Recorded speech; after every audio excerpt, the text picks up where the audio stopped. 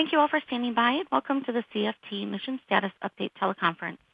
At this time, all participant lines are in a listen-only mode.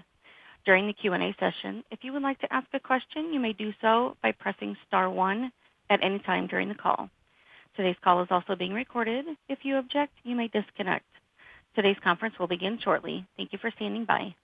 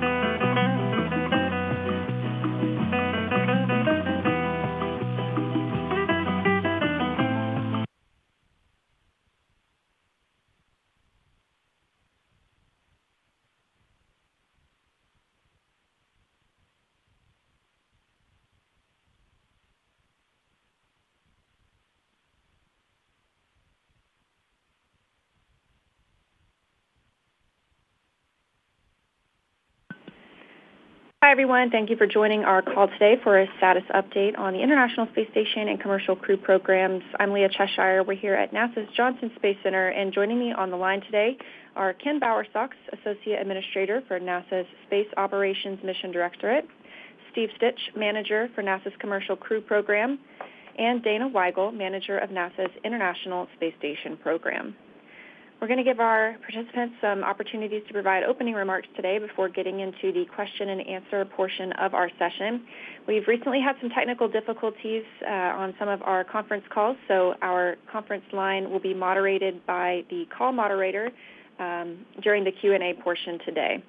We already see some of you in the queue, but a reminder, if you have a question, press star 1 to raise your hand and press star 2 to lower it if you hear your question answered. We're going to get started with those opening remarks, and so I will turn it over to Ken. Hey, hello, everybody. Thanks for joining us today. As always, we appreciate your interest and the time that you're spending with us. I know everybody's eager to hear about what's going on orbit. We've got Steve Stich and Dana Weigel from the ISS program and Commercial Crew Program to help you with any information you might need about what we've got going on in our different program efforts up in low Earth orbit. We like to share information as often as we can. Our tendency is to wait until we've got really clear information to provide you on decisions that we're making. In the current situation we have on orbit, especially with Starliner, that information has been slower to develop. It's kind of interesting. Our decision-making process at NASA can run really fast, or it can take a while. What you find is that the speed of the decision can vary with the clarity of the information you're working with, the amount of uncertainty in the problem, the time that you have available, and the number of options that you have to deal with issues. If you talk Starliner in particular, we're in a kind of a new situation here in that we've got multiple options. We don't just have to bring a crew back on Starliner, for example. We could bring them back on another vehicle. That's something that we're going to have to deal with in the future. We could find ourselves in a situation where we need to bring a Dragon crew or a Soyuz crew back on a Starliner. That's why we want multiple vehicles, is so that we have that option, but it gives us a lot more to talk about in our decision-making process. In the case that we have with the Starliner crew flight test, the option to either bring the crew home on the Starliner or to bring the crew home on another vehicle, we could take either path, and reasonable people could pick either path depending on where their view is on our position in the uncertainty bound that we have for the data that we've got on the thruster system, on the propulsion system. So moving forward, what we're trying to do is reduce that uncertainty, see if we can drive some more consensus amongst our team. At the same time, getting more serious about evaluating our other options. It's been really great to watch our team working, our Boeing team, our NASA team, the way people are speaking up, the way we're hearing different voices, different thoughts on how critical different factors are in the decision. I think it's been very healthy. I have to admit that sometimes when we get disagreement, it's not fun. It can be painful having those discussions, but it's what makes us a good organization, and it's what will get us to a good decision as we approach that point here in the future. And I don't think we're too far away from making that call. We know that at some point we need to bring Butch and Sonny home. While they're up there, we have extra crews, we have extra hands. They can do a lot more work, but they're also using up more consumables, more supplies. So we have to maintain that balance, and at some point we need to bring those folks home and get back to a normal crew size on the ISS. But again, I just want to say how proud I am of our team and the way they have these open discussions, open conversations, and the way we're working through the data gathering and analysis process. Today, Steve will talk to you a little bit more about what we have going on in the commercial crew area, and Dana will share more information about what we've had occurring on the station side and the Cygnus that we just brought aboard the other day. Now I'd like to turn it over to Steve so he can share more details from his point of view. Steve? Yeah, thanks, Ken, and thanks to all of you for dialing in today and all your interest in the commercial crew program and human spaceflight. I'd like to start off by giving everybody an update on where we are with respect to the analysis, in particular on the thrusters and the flight rationale for the return of Starliner. And then I'll talk a little bit more about the manifest changes we've made and what we've done to give ourselves some flexibility in the near term relative to all the options that we're looking at. So if we start with Starliner, last time we talked a lot about the testing results at White Sands. We had completed the thruster testing, which was essentially two uphill profiles trying to get to the temps that we saw on this particular thruster, and then we really have done 5 downhill profiles with that particular thruster.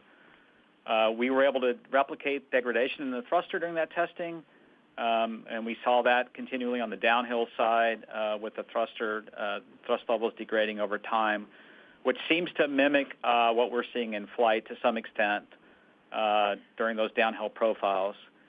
As we talked about during that testing, we gained insight into what we think one of the contributing factors are for that thrust degradation, and that would be this Teflon seal on the oxidizer line poppet. Now, this poppet's really small. It's about, if you hold up your little pinky finger, it's about the size of that, a little bit smaller even than your pinky finger, so it's a small poppet. But what we saw during that testing is the swelling of that Teflon seal. It kind of extruded a little bit, and what happens with that seal is it blocks the flow into the thruster itself, down into the combustion chamber. So we know that's happening. We know we can get vaporization when it gets hot in that line, bringing propellant into the thruster, and also when that poppet is blocked by the Teflon seal, we see some cavitation. In other words, unsteady flow across that poppet. We have some animation that we hope to be able to release soon to you, so you can see what this is like. Boeing has been doing a lot of work on that animation, and hopefully we can have them share that soon so you can get a better idea of that mechanism as well. We also have this same theory that has some vaporization of the propellant, right, and it drops the thrust. So there's really two key things that we think is happening. One, when the thruster gets really hot, the propellant can vaporize. That's where we saw the really low thrust readings on docking day. And then as the poppet swells, we can get some blockage there based on what we learned at White Sands. What we're trying to do now is sort of understand what all that data means to us from the White Sands testing, and then what it means to the thrusters on orbit. We did do a hot fire while we're docked to the International Space Station on Saturday, July 11th. We wanted to understand the performance of all the thrusters across the vehicle, so we hot fired all 27 thrusters. We did not hot fire one thruster in the bottom doghouse. We call it the B1A3 thruster. That one had really low thrust before during the when we were docking back on July 6th, and so we did not, or June 6th, and we did not hot fire that thruster. The interesting thing when we hot fired the thrusters is all the thrusters now across the whole vehicle are essentially at nominal thrust level. So, for example, the one that we were really saw the most degradation in, T2A2, was at about 80% before the hot fire, and now it's about 98%. So somehow, if the poppet is the theory of what's causing the thrust degradation, the blockage in that ox flow, somehow that piece of Teflon must have contracted and is now not blocking the flow like it was, and so we have a nominal flow essentially into that thruster and nominal thrust. What we're really trying to do now, that gives us a lot of confidence in the thrusters, but we can't totally prove with certainty what we're seeing on orbit is exactly what's been replicated on the ground. We're trying to understand a little bit more about the conditions that cause the thruster fail-offs. It's not always at the same temperature. It's not always at the same number of pulses, and so we're trying to understand that. We are doing modeling on the ground to try to understand how this Teflon could extrude, what the forces are on that Teflon, and then trying to understand how it could contract how it could contract over time. People really want to understand the physics of what's going on relative to the physics of the Teflon, what's causing it to heat up, what's causing it to contract, and that's really what the team is off trying to understand, and then look ahead toward the downhill phase and the heating on the downhill phase and seeing if we can model that on the downhill phase and ensure we have good thrusters. Again, as I've talked, we have really good knowledge of what the downhill is, but how does that really help us out? So, in combination with that, we have tried to buy ourselves a little bit of time to work various options for return. And so recently this week at the Program Control Board, just yesterday, we approved moving the Crew 9 mission to no earlier than September 24th. We took that to the Program Control Board, and it was approved, and we immediately put out a blog to make sure that everybody knew that we had made that decision. We appreciate your patience over the last few weeks. It took a little time to work with SpaceX on that movement of that flight and also with the ISS program because it's a very complicated manifest. In addition, we moved the Crew 9 mission off of Pad 39A onto Pad 40 to deconflict with the pad preparations in September for NASA's Europa Clipper mission, which is flying off 39A with an October 10th launch date. So we've been working the certification of Pad 40 for a long time. We've always wanted to have a backup pad for these kinds of scenarios, and so that work has been underway for some time, and we think we can get that certification completed in time for a September 24th launch of Crew 9. We will let SpaceX use our first stage booster. They'll go fly a Starlink flight ahead of our flight to get a little shakedown of that booster. It had some moisture intrusion, and we want to go ahead and get that booster flown. And so there's a win-win there with flying our booster on a Starlink flight before our crewed flight. Essentially, what we are doing is we're taking the SpaceX 31 slot that was out there in the manifest, and we'll let Dana talk more about that. As we've said before, our prime option is to return Butch and Sonny on Starliner. However, we have done the requisite planning to make sure we have other options open. And so we have been working with SpaceX to ensure that they're ready to respond on Crew 9 for a contingency of returning Butch and Sonny on Crew 9 if we need that. We have set up the Dragon for Crew 9 to have flexibility to have only 2 passengers fly up on that flight, and then we could return 4 crew members in the February 2025 timeframe, and Butch and Sonny would remain on station and become part of that increment and return home with them on Crew 9. Now, we haven't approved this plan. In other words, we've done all the work to make sure this plan is there. We have the suits identified to fly up on Crew 9. We have the seats set up so that we can fly a multiple complement of people, but we have not turned that on formally as that's the path that we're going to go down. But we wanted to make sure we had all that flexibility in place. We'll fly up the supplies needed on that Crew 9 flight, including any suits needed for Butch and Sonny. We've done previous work with that for other contingencies. And we'll have the right foam inserts to work on all the seats for the various crew members. We've had a lot of discussion and questions about task orders recently, and I would say, we've done a lot of work in Commercial Crew to prepare for multiple contingency options.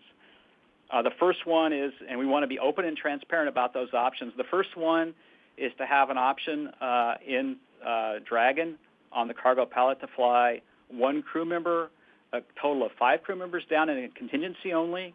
And so we had a task order in place to go do that work, and that's out there. And so that work has been completed, and we now have modified the capability to not use a seat liner, but also use the foam. On Crew 9, we now have the capability to fly 2 crew members up and have ballast in the seats for that, and then return a total of 4 crew members with the right seats. We actually put out a task order with SpaceX to do that work, and that task order is out there in place, and SpaceX has completed an initial part of that work, and then there's a final part of the work to configure the vehicle for the 2 crew option and complete training for the crew for that option. And then finally, there's one more task order that we have worked on. In the event that we have to undock Starliner first in an uncrewed configuration, we have a task order in place to allow up to 3 crew members on the cargo pallet using a foam configuration in the Crew 8 Dragon. So we've done a lot of contingency work and a lot of contingency planning for a lot of scenarios, but we think now we would have the whole waterfront covered. As I said, we haven't really implemented planning for the mission for these things, but we have all these items in place to keep all the options on the table. I want to clarify a couple things relative to the uncrewed Starliner configuration relative to undock. That Starliner has the capability to undock in an uncrewed configuration. However, the mission data loads for this flight, the flight software we have on board today, are set up for a crewed undock. And what that means is, in close to station, for docking and undocking, the failure response matrix in the software downloads to a crew manual capability for any breakouts. In order to do the uncrewed version, we'll have to go in and change these mission data loads and verify those through the Boeing Integrated Hardware Software Test Facility before we go fly that. There would be also additional training that the Boeing flight control team would have to undergo, and some work to go lay out all that work. So the software on Dragon is fine, or on Starliner is fine. It can actually handle the capability to do an uncrewed undock. It's exactly what we did on OFT2. We just have to go configure some software parameters, not change the software to go do so. I think we've talked about all the scenarios. I want to reiterate we haven't made a decision yet relative to return Butch and Sonny on Starliner or on Dragon on Crew 9. We appreciate your patience. It's been a very complicated time frame. There's been a lot of work going on across all different entities relative to this work. I want to say how proud I am of the NASA, the Boeing, and the SpaceX team for having their head down and doing all the requisite work to make all these options viable for the program. We are in a unique position in Commercial Crew where we have all these options now, and we will use the right option at the right time. And so the decision point is ahead of us, and I will turn it over to Dana Weigel. All right, thank you, Steve. Good afternoon. Thank you very much for joining us today. You know, as Ken noted, we take the accurate and timely sharing of information very seriously, and so I hope I can share with you the most up-to-date and relevant information on the ISS side related to onboard activities. On board right now we have 6 spacecraft attached to station with the arrival of Northrop Grumman 21 Cygnus mission recently. We have a number of spacecraft arrivals and departures that are upcoming in the next few weeks. We have a departure of the Progress 87P on August 12th. We've got the arrival of the next Progress, which is 89P, on August 17th. Next arrival of the Soyuz 72S will be on September 11th. That'll be carrying NASA astronaut Don Pettit. And then after a handover period, the 71S Soyuz will depart on September 23rd with Tracy Dyson. One of the things in this scenario that Steve laid out for you in terms of vehicle sequencing, given that we have only 2 docking ports on board, and right now we've got Crew 8 vehicle on board and we've got Starliner on board. Before we launch Crew 9, we will need to undock the Starliner first, so that's first in the sequence of events. So after Starliner undocks, we'll launch Crew 9, and as Steve said, that's now moved to late September. Of course, the crew will do a handover, and then Crew 8 would leave about a week later. And around the corner after that, we will launch our SpaceX 31 Dragon cargo resupply mission. I know in previous briefings I've mentioned that it's been helpful to have the extra set of hands on board with Butch and Sunny. They've been continuing to help us out quite a bit with maintenance and getting extra science done on board, which we really appreciate. I do want to highlight a few other special topic, a few other things for you. For Northrop Grumman, for that mission, that carried over 8,200 pounds of critical resupply, spares, crew supplies, and science. So the crew right now is spending their time unloading it. It's pretty busy the first couple days that a vehicle comes up. There's a lot of critical science and research and a lot of things that they need to get to in the first few days, so that's what they're focused on.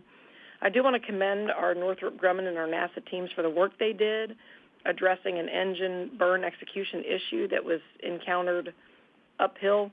Shortly after launch, the spacecraft, the Cygnus's onboard limit detection system flagged an out-of-limit calculated parameter, so it takes a number of different inputs. It does a calculation, and that violated a limit, and it did what it was designed to do, and it canceled the burn.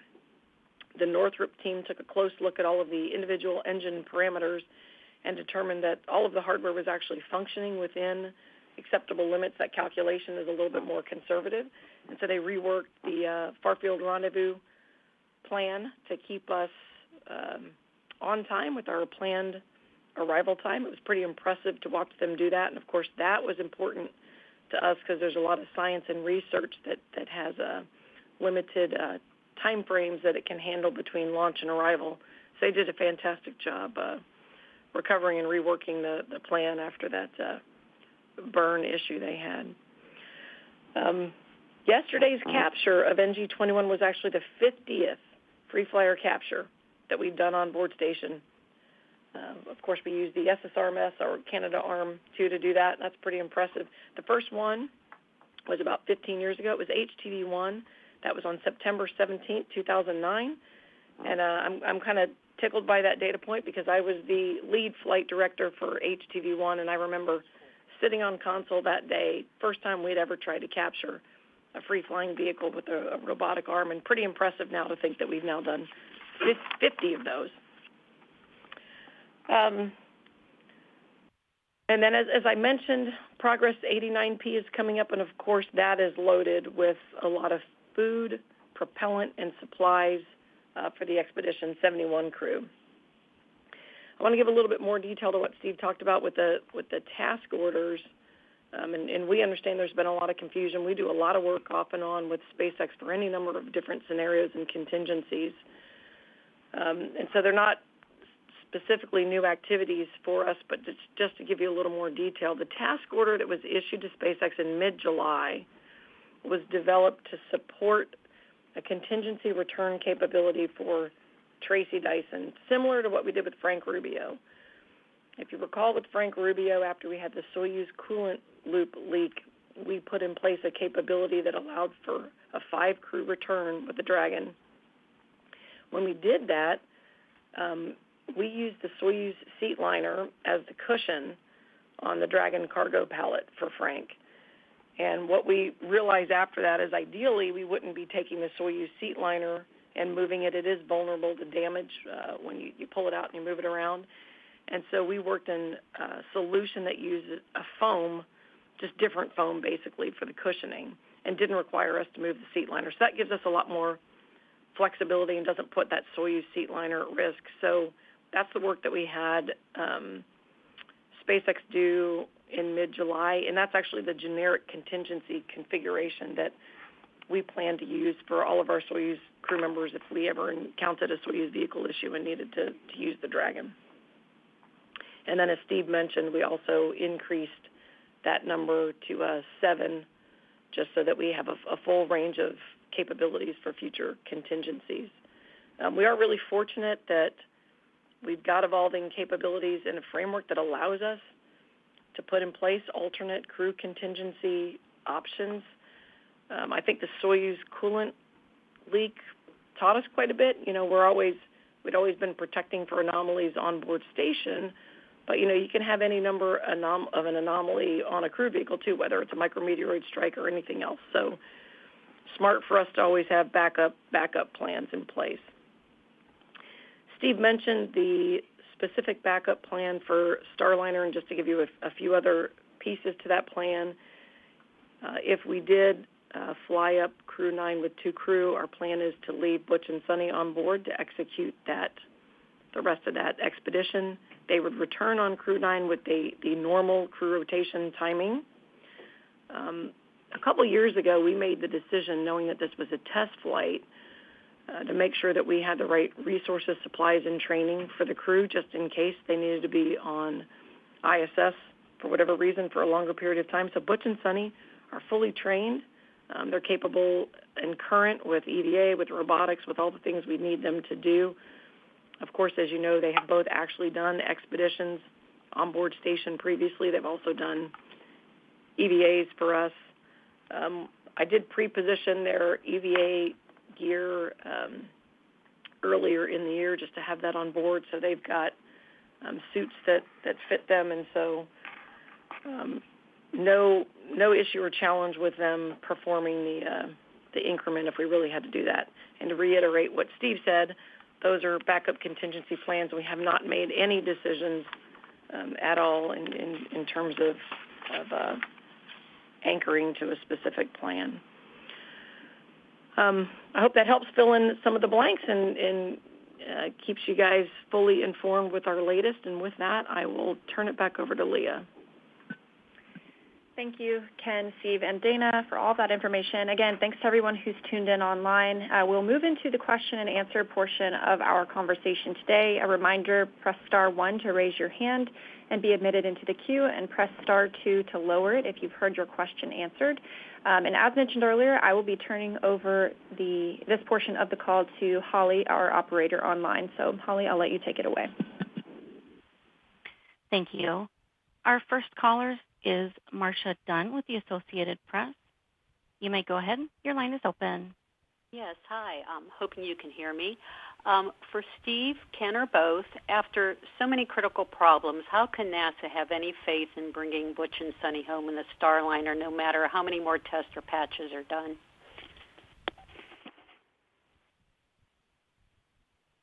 Yeah, I'll start, Marcia, and then I'll hand it over to Ken. I think if we step back and look at the 2 big issues we've been working on orbit, really the helium leaks and the thruster issues. I think, the key attribute really to moving forward for the rest of the flight is to understand how those systems are used for the remainder of the flight, and what the demand is on both the helium system, which is primarily the deorbit burn, and also the thrusters, which is the deorbit burn. And so we're really trying to understand the usage of the thrusters for the deorbit burn, and then also really delve into the physics of what's happening. I think if we could replicate the physics in some offline testing to understand why this poppet is heating up and extruding, and then why it's contracting, that would give us additional confidence to move forward, to return Butch and Sonny on this vehicle. That's what the team is really striving to do, to try to look at all the data and see if we can get a good physical explanation of what's happening. And I'll see if Ken has anything to add. Yeah, I'll just add a little bit more there, Steve. I think your description was really good. Marcia, we try not to just make decisions based on how we feel about something, right? What we try to do is go in and be data-driven, look very closely at what we've got in the way of data and analysis, bring in experts, and try to pin down what our risk is. When we started this mission, it was a test mission. We knew that it potentially had a higher risk than a flight on a vehicle that has more experience, more flights on it, right? So we're at the point now where we see additional risk that's in a fairly broad uncertainty band, depending on how much data and how much understanding you have. You might take a different view of where we are in that risk band. But switching off of our primary path of bringing Butch and Sonny home on Starliner causes us to take additional risk in the rest of our mission profile. And so we have to compare all those risks, and we'll weigh all that as we make our final decision.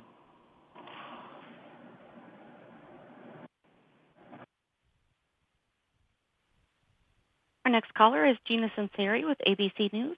You may go ahead. I think this is probably for Dana, but how did Butch and Sonny react to this announcement? Are they excited about potentially 6 more months up there, or however many months for Crew 9? I would say it wasn't an announcement. So Butch and Sonny are aware that we're always looking at contingency plans. I mean, this is a pretty common thing that we do. We've always got backup plans. Of course, they knew, before they flew that they had been fully trained, on board.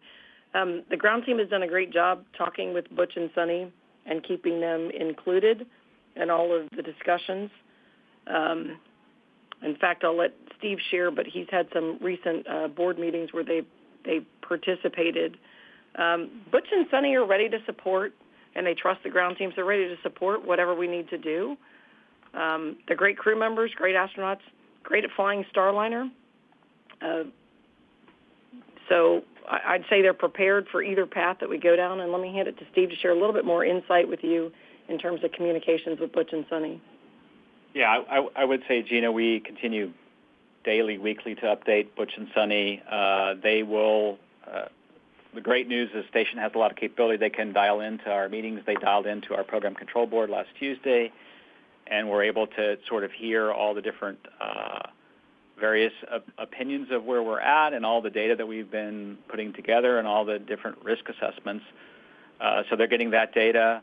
I think Butch and Sonny are ready to do whatever we need them to do. They could be coming home on Starliner, before September 24th. As Dana said, we haven't made a decision yet, right, of whether we pursue the rest of the mission and complete it nominally, as Ken said, or we have Starliner come home in an uncrewed configuration. So that's a decision ahead of us.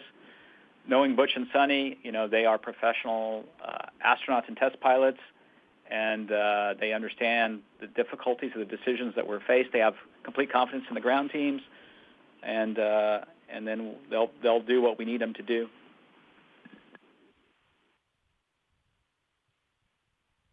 Our next caller is Jackie Waddles with CNN. You may go ahead. Hi, everyone. Thanks so much for hopping on. I think I speak for a lot of us when I say I hope that we can get more frequent updates like this. It's been a couple weeks now since we've had updates on Starliner, and also would really love to be able to hear from your Boeing counterparts in situations like this. So for my question, I just want to follow up on some reporting from my colleague Eric Berger.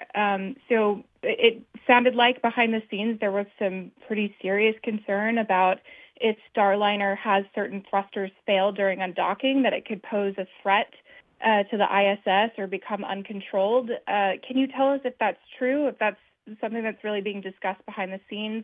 And if so, how big are those concerns? How widespread are those concerns? Thanks so much. I'll start at a high level, and then I'll let Steve fill you in. So our strategy, we have fault tolerance for any number of things.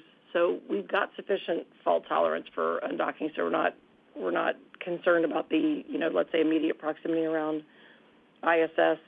The other thing that we've done in the past with the vehicle, the attitude that we're in when Starliner undocks is I'll call it a passive release attitude. So even if, for example, the vehicle did nothing and just drifted out, it's on a safe trajectory for ISS.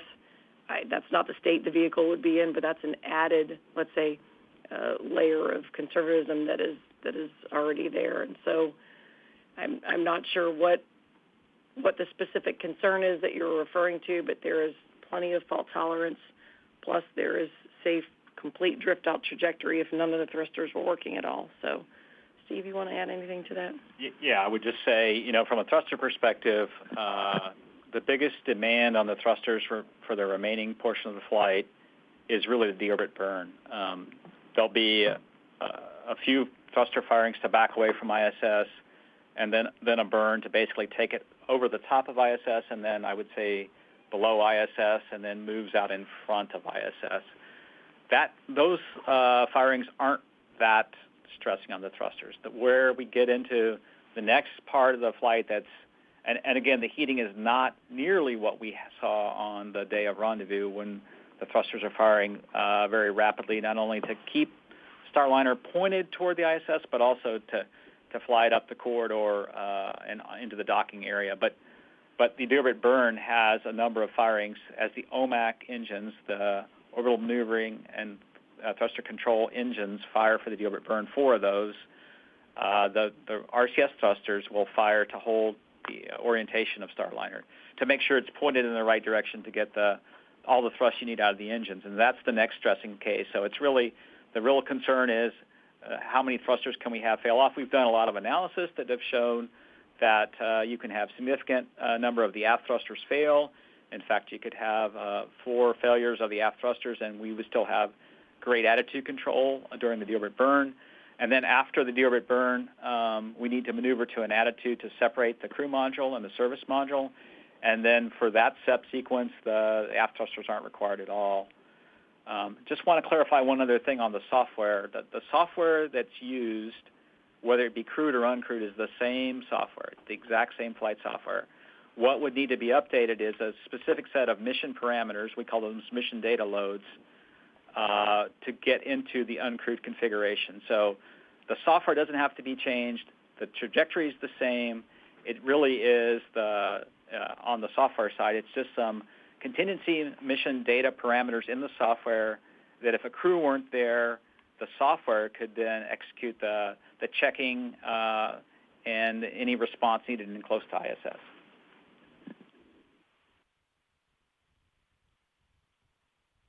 Our next caller is Bill Harwood with CBS News. You may go ahead. Thank you. I think this is for Steve. Can you clarify what the actual risks are with the return? In other words, what I'm asking is, what's the worst case, given what you know about the health of the OMACs and the past problems with the RCS jets? You just mentioned you could fail off a bunch of them. It sounds like, and please correct me if I'm wrong, that as long as the OMACs fire, you're going to come down, and the crew would survive that. They might not land where they wanted to, or is it worse than that? I don't understand. I understand keeping it stable during the burn, but I'm not understanding what the worst case failure here is that you guys are spending all this time trying to protect against.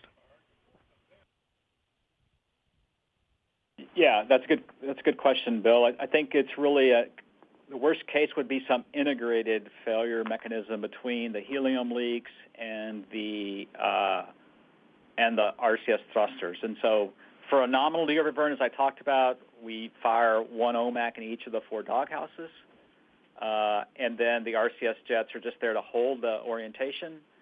And, essentially we could lose a number of jets. It's really the multiple failure cases where if you lost if you had a helium leak in a certain doghouse and that took out the OMAC in that doghouse, then you could end up with some cases that aren't as easily controlled, and that's really the more stressing cases that the team is worried about. And then the team also really does want to understand the physics. Our white sands testing shows some degradation in thrust over time, which would be acceptable. The team also wants to understand the worst-case ramifications of getting the thruster hot. So far, we have seen on the flights, on multiple occasions, we've got the thrusters very hot, but they also want to make sure there's no particular failure mode if the thruster gets too hot that we haven't seen yet. So I think it's more along the lines of looking at the most extreme cases on the thruster that the team's off looking at.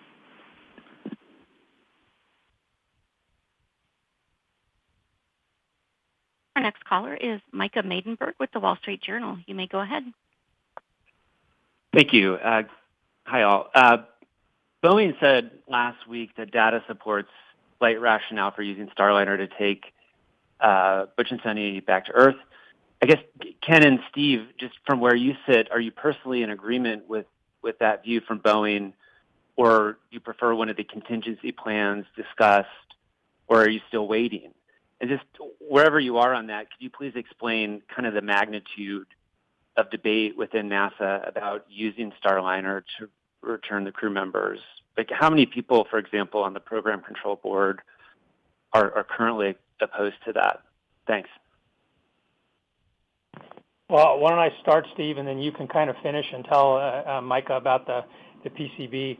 As I mentioned before, I think reasonable people could have different views on which path we should take.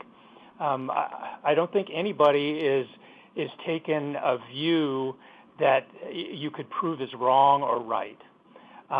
What we've got is an uncertainty band, and the Boeing team, because of their experience and their belief in the resilience of their hardware, that would take them to being very confident that the vehicle could bring the crew home, even right now with the uncertainty that we've got. But we've got other folks that are probably a little more conservative. They're worried that we don't know for sure, so they estimate the risk higher, and they would recommend that we avoid coming home because we have another option, right? We could put the crew on a Dragon. So that's part of the discussion that we're having right now. But again, I think both views are reasonable with the uncertainty band that we've got, and so our effort is trying to reduce that uncertainty. Steve, anything you want to throw in there? No, Ken, I think you said it. I'll throw a couple things in, but you said it really well. It's about the uncertainty in the data. I think Boeing asserted their vehicle was ready to come home on Friday with the blog post they put out. They listed all the testing that we have accomplished jointly between Boeing and NASA in that blog, which was good. We've done a fair amount of testing. I think it depends on your experience base a little bit as to how you view the risk. Boeing is looking at the risk from the thrusters based on what they've observed more in previous flights, all the way back to, if folks remember, in 2019 OFT-1, we felled off 9 thrusters, I think it was, very early in the flight due to a problem getting the OI burn off and had some severe heating, a number of pulses on that flight. I think Boeing looks at the flight performance on this flight, the flight performance on that flight, and the testing at White Sands and draw some conclusions. I think the NASA community in general would like to understand a little bit more of the root cause and the physics. And then what uncertainty is there relative to the root cause and the physics. I think those are the two different views, different opinions. And, we're trying to work to get a solution for both of those.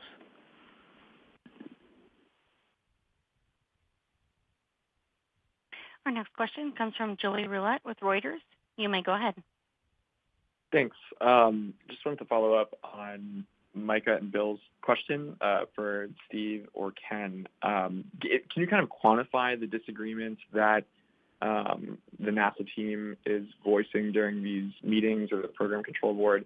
Like, what number of dissents or disagreements are you having compared to those who are supporting the data, or in otherwise? And then real quick for Steve, who comes off, or for Dana, who comes off of Crew 9 under the contingency plan? Would that be NASA astronauts or the Roscosmos astronaut? Thanks. Yeah, I'll address the latter question first and then talk about the disagreements a little bit. We're not really ready to share the data on which crew members. I think we'll do that at the appropriate time, should we employ that option. Relative to the disagreements, I don't want to, I think the best way to characterize it is the way I said it, right? People with various levels of experience look at uncertainty differently. And so the real disagreements are how much uncertainty they view in the data and how much risk level they view relative to Starliner. And now we actually, for the first time, I think ever in human spaceflight, while docked ISS have two U.S. vehicles to choose from in some respect, Dragon and Starliner. And so we knew the test flight would be riskier. The Dragon Demo 2 test flight was risky as well when we flew Bob and Doug in May of 2020. Now that we have had the helium leaks on orbit and we've had the thruster fail off, some in the team don't see that level of risk something that we should entertain. And I think that's where we're having the vigorous debates and discussions at the PCB and then at other levels, trying to gather up the rest of the data that maybe will help bring some other piece of data in that helps lower that uncertainty in their characterization of the risk. Yeah, and just to give you a feel, we don't really count we don't vote, right? We don't go through and do any type of percentage as part of our process.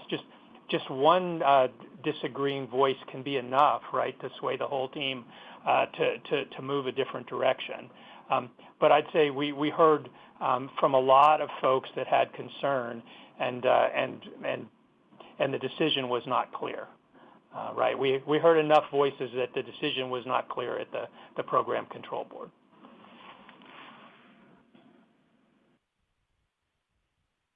And our next question comes from Michael Sheets with CNBC.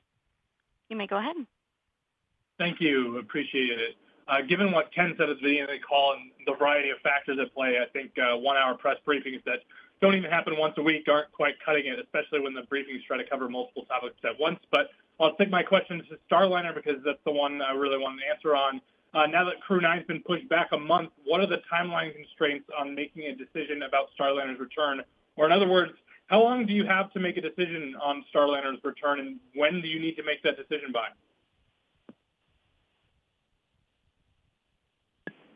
Yeah, we're in the process of laying that data out right now. I mean, we've authorized Boeing to go lay out the plan, not execute, but lay out the plan for what it would be, what would be required to do the uncrewed undock, and that will get a first look at that schedule probably early next week. Remember that the flight control team for Boeing has trained to do the crewed undock with the crewed parameters in the software. And so we want to go make sure before we execute that we would dust that off. And then again, there's some changes for things that are automated responses with an uncrewed version versus the crew. And so we want to go lay all that work out. When we lay that work out, I think we need to probably decide, likely in the middle of August, one path or the other, to go ahead and meet the launch date for Crew 9 on the 24th. Given what Dana said, we really would like to undock Starliner first to free the port up. And then when we do that, we want to lay in some number of landing opportunities for Starliner. The opportunities are about every 4 days. We have opportunities in September starting on the 2nd and the 6th and about every 4 days. So we want to lay those in as well. So roughly mid-August we need to decide. and we're kind of laying out that path this week.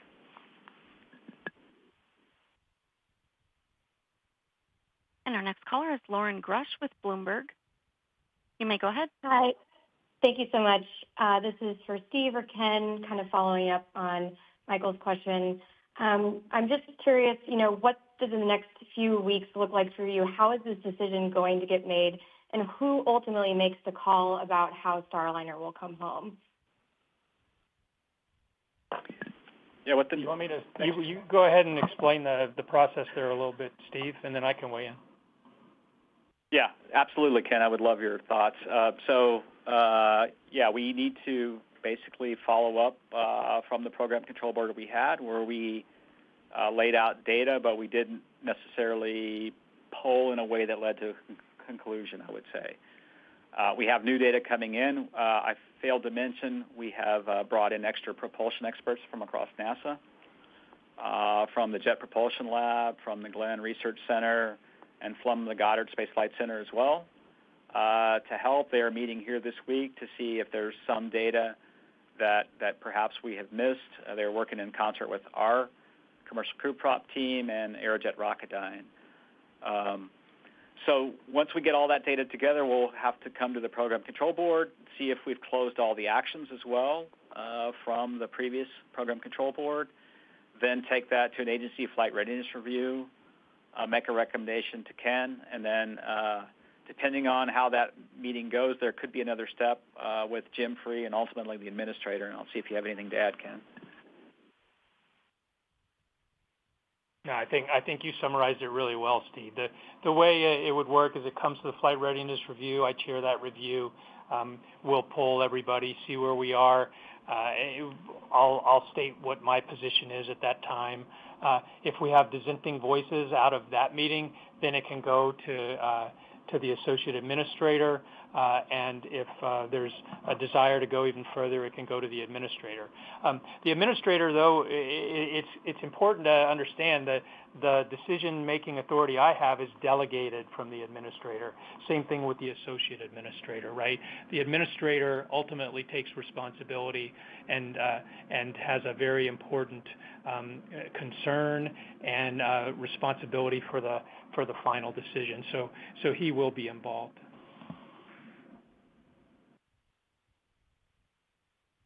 And our next caller is Chris Davenport with the Washington Post. You may go ahead. Hi, thanks so much. Quick, can you certify Starliner if it comes back without crew? Is that theoretically possible? And then just a quick follow-up on Bill Harwood's question about the worst-case scenario. Steve, you were talking about understanding the heat generated by the thrusters and understanding the worst-case scenarios. I just wonder if there's any concerns about the heat inside the doghouse, if that could affect the propellant lines or even ignite the propellant. I think you had said something about concerns about the propellant vaporizing, but I wonder if it gets hot enough, if there could be a more adverse effect. Thank you. Yeah, I'll take the first question relative to certification. We're laying out that data right now. If we had an uncrewed undock and brought Starliner back safely, I think we would look at all that data. There are many things that are the same with or without a crew. We would have to look at the things that are really needed for a crew on board, like how the ecosystem performs with the crew and so forth, and lay that out. Boeing has already moved out on changes to the helium system.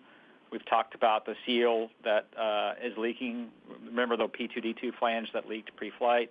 They've already moved out on a replacement seal. They're already laying in additional testing for the thrusters to make sure that we hit all the corners of the box on the thrusters. They're already looking at various changes to the flight software and the way it flies, such that it doesn't put as much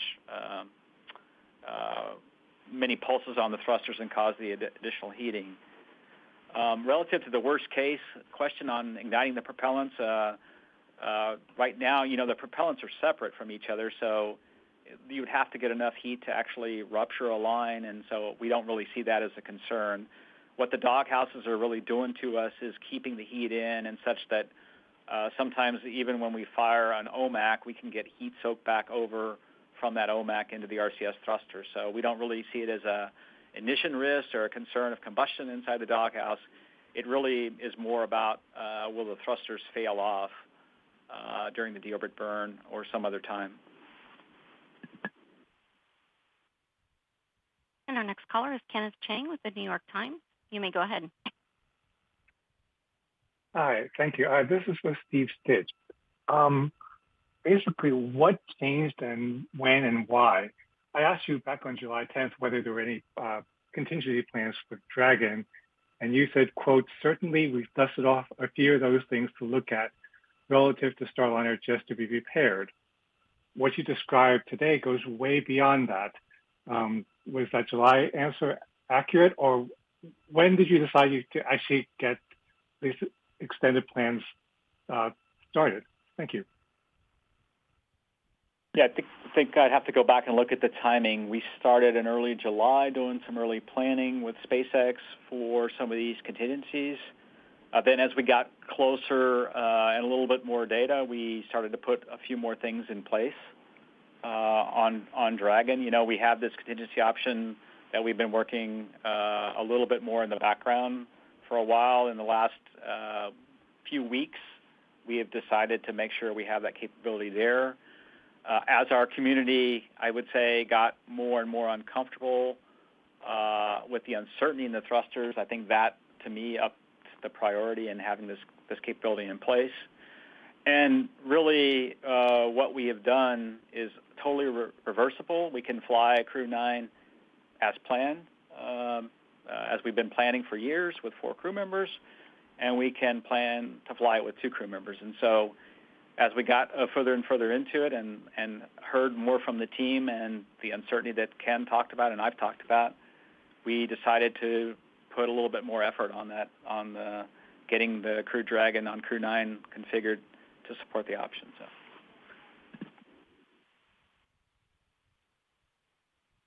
And our next caller is Irene Klopp with Aviation Week. You may go ahead. Thanks. Steve, did folks get less comfortable with flying Butch and Sunny on Starliner following the discovery of the Teflon seal degradation during the White Sands tests, or what is it that actually had the sort of the public-facing view go from Starline's safe to come home at any time, that there's a landing opportunity, we just want more data, to where we are today with all the contingency plans? Yeah, those are good questions. I would say that testing at White Sands and the discovery, really, that the poppet Teflon was extruding after the testing was a bit of a surprise to us. And so that I would say upped the level of discomfort and total, not total understanding of the physics and what's happening. I would think that was a key change. And then, you know, you would think that the thrusters recovering would be a positive thing in that, and I think I misspoke earlier. I think I said July 11th, but that thruster test was on the 27th of July, just a few Saturdays ago. You know, they all seem to recover that Saturday, so that has given the team a little bit of, given what we saw at White Sands with the poppet, given that they've recovered, how are those two things congruent with each other, and then how do we understand the total risk level? And that's what we have embarked upon this week with not only our prop experts, with experts from across the agency to make sure we're not missing something. And our next caller is Eric Berger with ARS Technica. You may go ahead. Hi, thanks very much. I just want to echo what Jackie said about transparency. You know, Sox, back in your day, there were 2 briefings a day during shuttle missions oftentimes, and you know, it's been almost 2 weeks since we've heard about this stuff. Steve, I would love for you to talk a little bit more about the software configuration that needs to be changed on Starliner to undock autonomously. I've heard this is going to take several weeks to resolve, and so I'd just like to understand sort of why it might take that long if it's a simple change, as you described.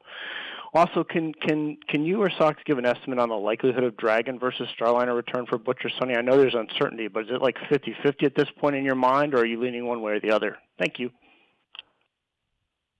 I'll take the first question, and then we'll let Ken take the second question. So, we probably don't explain software very well, and I apologize for that. The software changes really are going back to what I would say would be the OFT2 configuration. And if you just think about the Starliner team, they have moved from May of 2022 into flying a crewed mission. They made a shift, modified the software to have all the capabilities that the crew needs. Essentially what we're asking them to do is go back 2 years in time and resurrect the software parameters that are required to be updated to give the automatic responses to breakouts near the ISS should we have a problem in close to ISS, which now the software allows them to do manually. The team is always updating these mission data loads as the beta angle changes, as different things change, as landing site strategies change. They're always updating these parameters all the way through the flight. So what we really want them to do is, and as Dana mentioned, there's a slight change in the orientation of ISS at undock. So before we employ this methodology of undocking without a crew, we want to make sure we do all their work to make sure it's all tested and correct. We haven't done, I would say, any work since really May of 2022 when we had OFT2 on the uncrewed config. We've had the Boeing and NASA teams focus solely on working toward returning Starliner in a crewed configuration.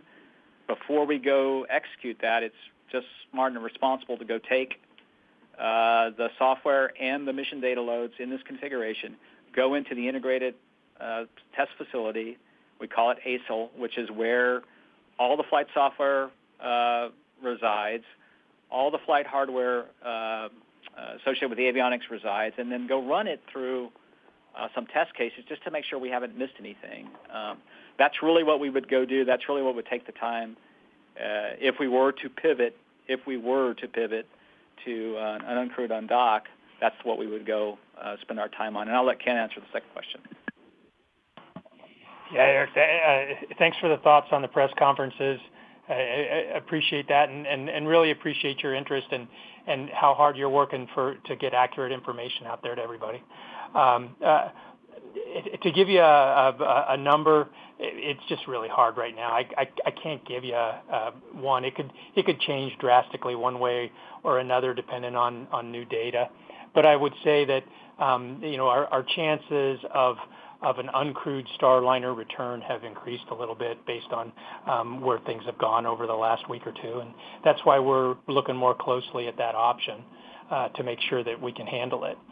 But again, new data coming in, new analysis, different discussion, we could find ourselves shifting another way.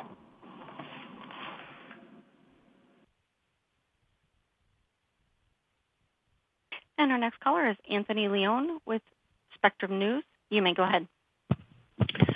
Hello. Thank you so much for taking our questions today. It's a shame that Mark Nappy isn't there. I'm sure I'm not the only one who has a few questions for him. My question is this. Going forward, what is the future of Starliner, and will NASA change some of its recommendations of testing spacecraft before a crew can actually board on there? Thank you. Yeah, I think the path forward for Starliner is to complete the rest of the test flight to undock. I would like it to undock with the crew, but if we don't end up getting there with the entire community, undock, execute the deorbit burn, return home, and then make the corrections to the problems that we've found. These problems can be fixed. The helium leak, it's maybe changing out this seal that we talked about and looking at that system and changing maybe the way that system's put together.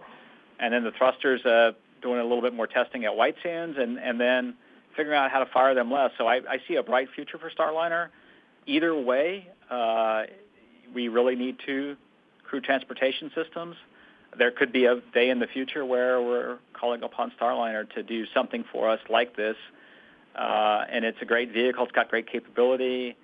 And, Boeing has done a tremendous job working on it in concert with commercial crew. And so I really see that there's a viable path for Starliner either way that we go. In terms of testing vehicles or changing the way the requirement to have this uncrewed test flight and then a crewed test flight, I think so far that's worked well for us. I think the one area that we probably had a miss in is the doghouses and the thermal effect in the doghouses and what effects that caused on the thruster, that it's not easily tested on the ground. It's not easily analyzed. It's not easy to put the whole doghouse and service module in a chamber and fire the thrusters. And so that's probably the one thing that we probably need to think about a little bit more. Is there something that we could do differently there to make sure we didn't have these kinds of problems in flight? And our next caller is Tim Fernholz with Payload Space. You may go ahead. Thank you for taking my question. Always good to get an opportunity to talk with you folks about this. I just want to make sure for Ken and Steve that I understand the situation. Right now, we're hoping to get a root cause for the issues with the propulsion system before a decision is made on which vehicle the astronauts will return on. And we're going to do that by mid-August, and we're going to do that by analyzing the existing data and bringing in new propulsion experts from across NASA. But we don't anticipate any new testing. Is that right? And just a quick second thing, what's the story with the water intrusion on the Falcon 9 for Crew 9? Thank you. Yeah, let me see if I can take the first question. We have brought in extra experts, and we are trying to do some tests on the ground. We've got a couple theories about how to test this Teflon. We don't have a lot of data at high temperatures, and so how it performs at high temperatures and cooler temperatures. So that's something we're off working on. Can we come up with a test to do that? There may be other tests that we determine are necessary in the near term that we may embark upon. And then we're building a model also of the Teflon to see, it's called a finite element model. You break the Teflon up into little pieces, and you expose that model to the thermal and forces that it sees, and then try to understand how that material swells over time when exposed to temperature. So we're doing that work as well. Relative to Falcon 9 first stage water intrusion, there was some moisture that went into the fuel in the LOX tank of that booster when it was transported from McGregor to the Cape. The desiccant system didn't perform the way it was supposed to. That desiccant system is supposed to keep that air dry, and so it didn't perform the way it was supposed to, so we had to dry those tanks out and then replace a few components on the vehicle. And so getting a shakedown flight of that on a Starlink would be helpful for us. That's just kind of a side benefit of moving from August to September. And our next caller is Will Robinson-Smith with Spaceflight Now. You may go ahead. Hi, thanks for taking the time. Question to either Steve or Ken. Given what is now known about Starliner and the testing and analysis that is still yet ahead, if there were a contingency scenario where an emergency were to happen on station, does NASA still feel like Starliner is a safe vehicle for Butch and Sunny to return on now if it were needed to be called upon today? And then just a quick second follow-up to Steve. Can you update us on the status of the second stage analysis for the crew flight test, or for the Crew 9 flight? Thanks.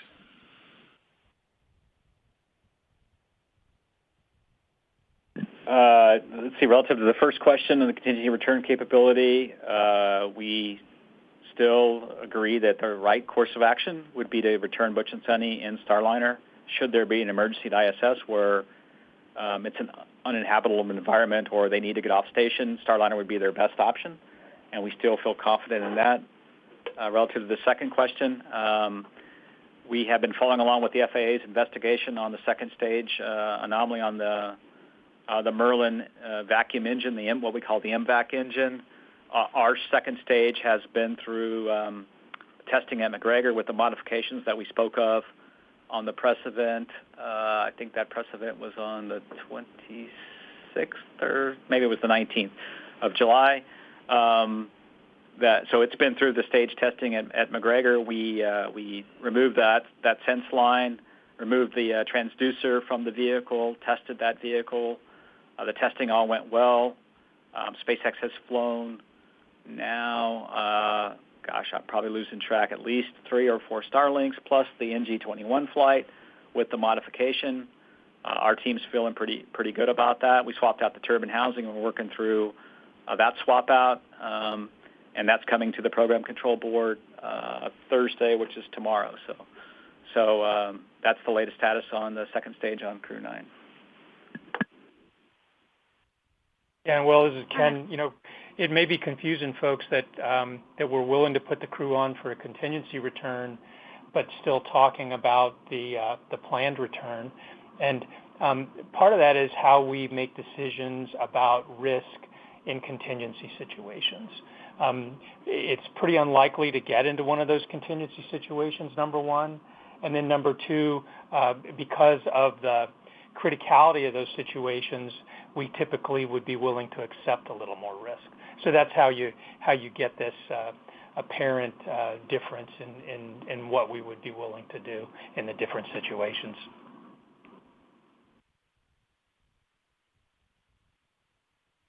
Our next caller is Isam Ahmed with AFP. You may go ahead. Yeah, hi. Thanks for doing this. I was just wondering, given the sort of fundamental flaws that have been uncovered in this sort of design process, what does that mean for the future of the certification process? If Butch and Sunny do come home on the Starliner, will it certainly be certified, or could there be a possibility of more work needs to be done? And we can see that Boeing has some blame here, but does NASA also share some blame in failing to oversee them adequately and allowing these design flaws to go unnoticed?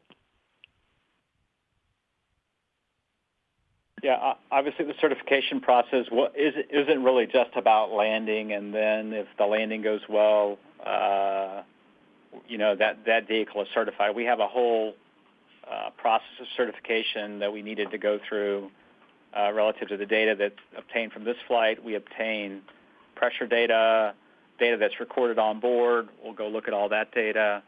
And then there's a number of changes that Boeing will be rolling in for Starliner 1 that we've talked about.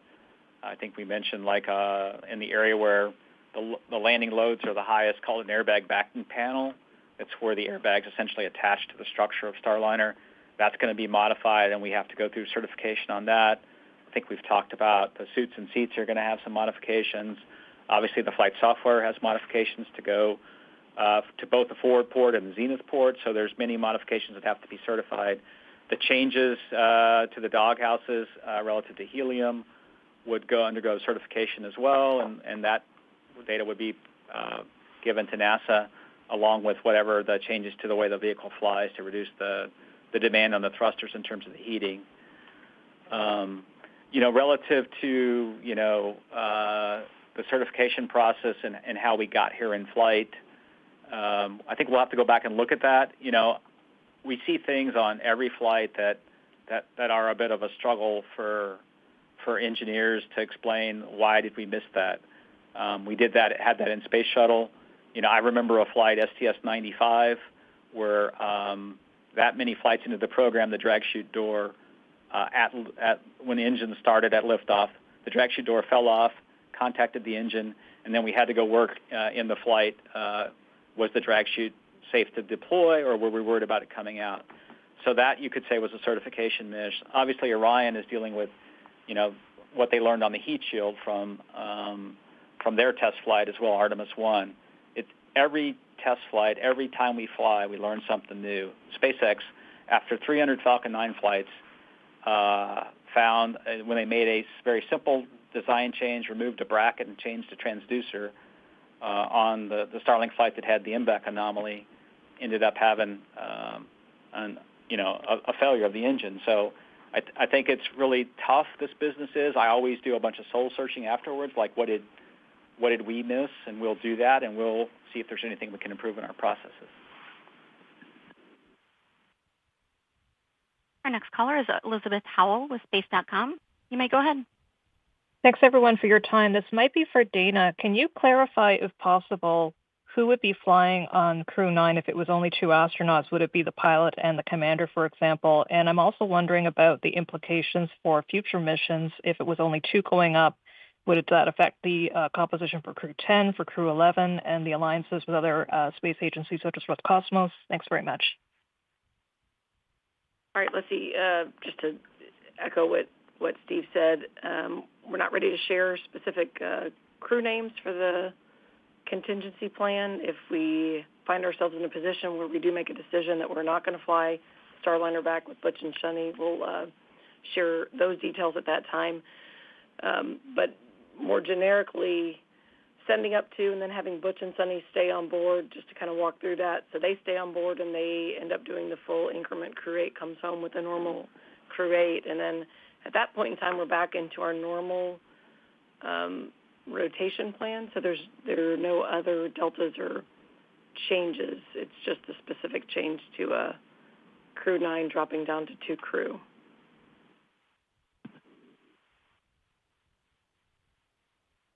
And our next caller is Jeff Faust with Space News. You may go ahead. Thank you. And then I'll welcome my colleague who wants us to be the first of a more frequent series of briefings during this dynamic time on station. For Steve, are there particular data sets or analyses that you are counting on to make a decision on whether to have Starliner return with the crew or not? For example, do you need to understand the physics of what's going on in the thruster with the seals expanding and the propellant vaporizing before you would approve having a crew come back on Starliner? Thanks. Yeah, I think the team would like us to understand that physics a little bit better to try to answer the understanding of this, why this Teflon is swelling, and then why is it likely that it basically restored itself back to a normal configuration such that the flow returns so that we get nominal thrust, which we saw when we did that docked hot fire on the 27th of July. So that's some key data. And then anything that we can do with thruster experts or testing to understand the potential uncertainties and to make sure that there's no way that there's a real serious catastrophic failure mode of the thruster. So far, what we've heard from Aerojet and experts is that's not true, but we're making sure we do our due diligence to understand if there's a potential failure mode that where the thruster could have a leak or something like that. So far, we haven't seen that, but that's really the data that we're taking our time to go through that data.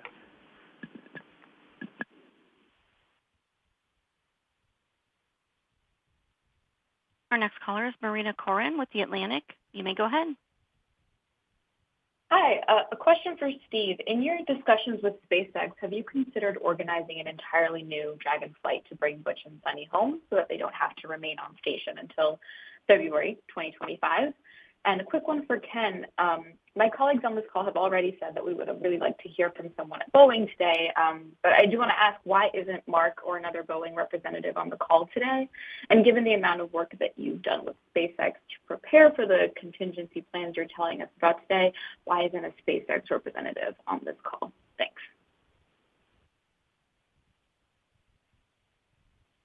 Well, yeah, I'll let Ken. Why don't I do the last one first, Steve, and then you can go, huh?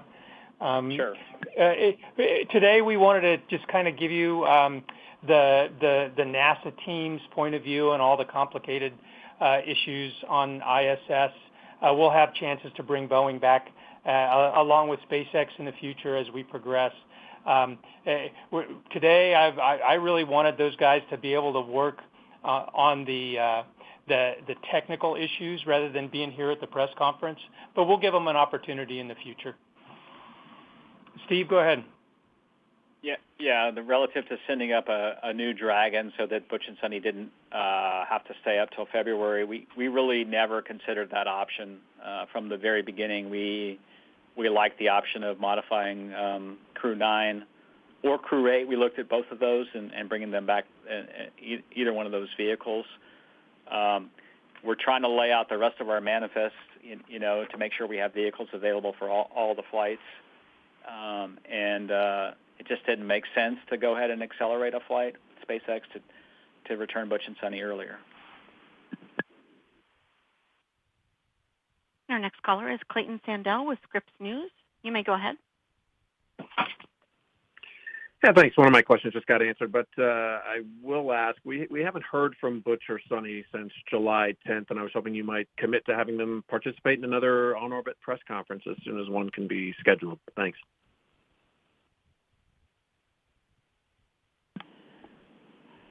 Our plan is once we make the decision, and hopefully, as Steve said, that's mid-August, we're planning onboard station to set up a press conference with Butch and Sonny. So that'll be coming around the corner when we have our decision made.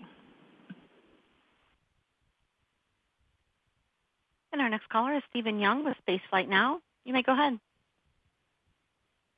Thank you. I have a question on the timing and sequencing. You're going to have to depart the Crew 8 Dragon and Starliner and dock Crew 9. How is that all going to work? What is going to be the lifeboat plan for Butch and Sonny if Starliner goes first? And you also did an inspection of Starliner with the robot arm after the hot fire test. I'm wondering why that was performed and what you might have learned during that. Yeah, I'll take the last question first. We did an inspection. I believe it was on July 30th of the vehicle. We did a standard MMOD survey, lining us up for the next set of undock opportunities. That's good for a number of days. I have to go back and check on how many days that's good for. So it's just an opportunity to take a look at the vehicle and see if there was any MMOD damage at all. Relative to the sequence that we're talking about, so the first event in the sequence is Starliner has to undock first. That would free up the forward port on the space station. Then, right now, that would happen first. And then after that, we will do a port relocation to move. Once we launch Crew 9 we'll launch Crew 9 next. That will be the next launch. We'll dock to the forward port, the forward IDA. After that vehicle docks, then we would have Crew 8 undock and return. And then before the cargo flight, we want to relocate the Crew 9 Dragon from the forward port to the zenith port because the next vehicle, we would like it on the forward port to do some demonstration. And I'll let Dana talk about that. Let me just add one thing in the sequence. You specifically used the word lifeboat and talking about Starliner going first. So before we would undock Starliner, Steve mentioned previously we were putting in place work for the Dragon crewed vehicle to have up to 7 people. So basically you can do 5, 6, or 7. It covers all different crew configurations. The first step would be if we were doing an uncrewed Starliner undocking, we would first configure the Crew 8 Dragon vehicle to be able to handle the 2 additional crew members. So we would put a contingency configuration in place first to make sure we have a contingency return vehicle ready. Then we would undock Starliner. Then we would launch Crew 9, launch Crew 8, do the handover. Crew 8 will leave.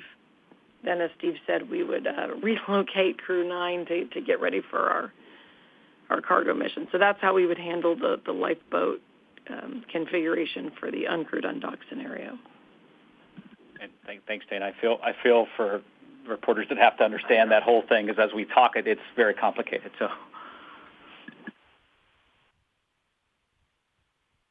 Our next caller is Ryan Caton with NSF. You may go ahead. Hi, thanks very much. Very quickly, I will also echo the comments earlier. More frequent conferences and transparency is really, we really desire that.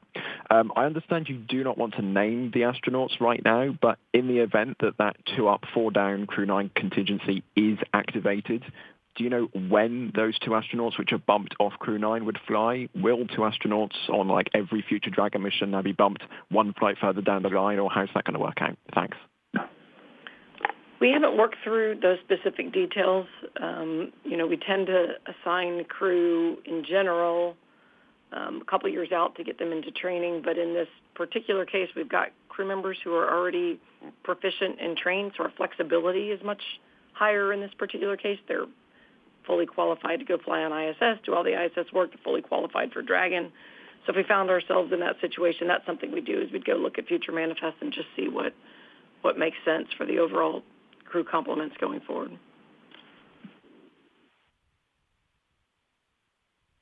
And our next caller is Anthony Colangelo with Marine Engine Cutoff. You may go ahead. Hey there, thanks. If the decision were made to send Starliner out uncrewed, is there additional testing that you would do on the way back before reentry, or would you fly it exactly as if the crew was on board for the certification stuff that you talked about earlier? Thanks. Very good question. The one thing that we're thinking about or talking about what to do with is the additional hot fires once we undock. Should we hot fire all the thrusters again to understand their performance, or there's this one thruster that had severely degraded thrust on docking day, B1A3. Should we hot fire that thruster? That's really the main thing that we've been talking about doing relative to the undock SEP sequence and the deorbit burn.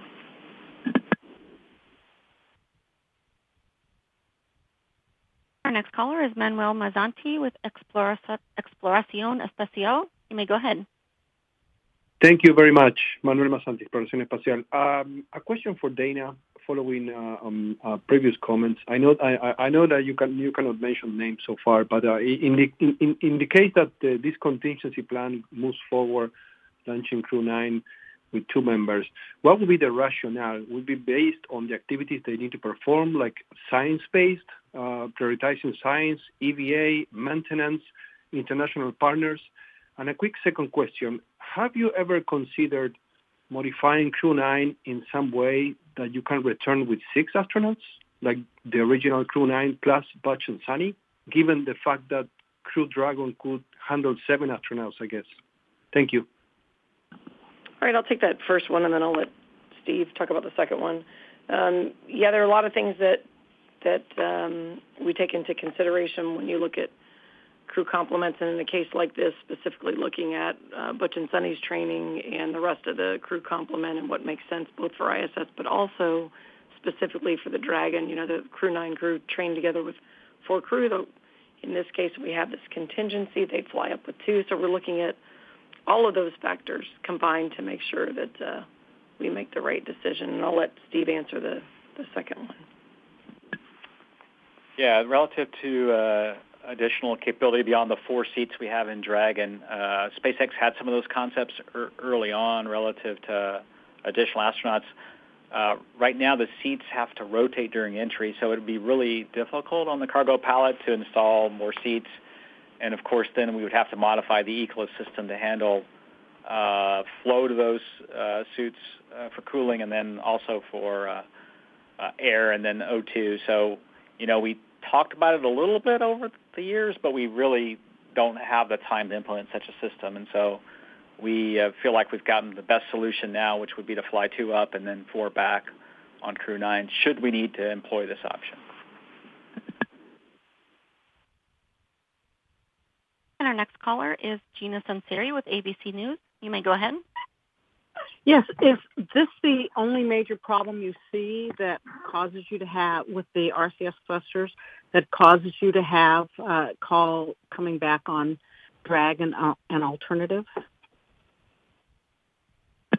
Yeah, really, it's the thrusters and combined with the helium leak. You know, I talked about, you know, if you had a helium leak that was so big that you couldn't, you isolated it and couldn't then repress a doghouse, that would be these 2 things, the helium leaks and really the thrusters are the 2 things that working together would give us concern relative to executing the remainder of the nominal mission, bringing Butch and Sunny back on Starliner.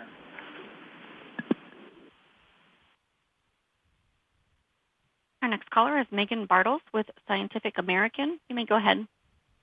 Hi there. Can you hear me okay? Hello? Can you hear me okay? We have you. Oh, great. Thank you. I just wanted to echo everyone else's calls for having more regular press conferences and also for giving us access to Boeing and SpaceX representatives to talk about these issues. I did want to ask, I'm not sure who this would be, maybe for Dana, but if the Crew 9 contingency plan does fly, you mentioned, or someone mentioned, sending up 2 crew members and having ballasts for the other 2 to replace the other 2 crew members.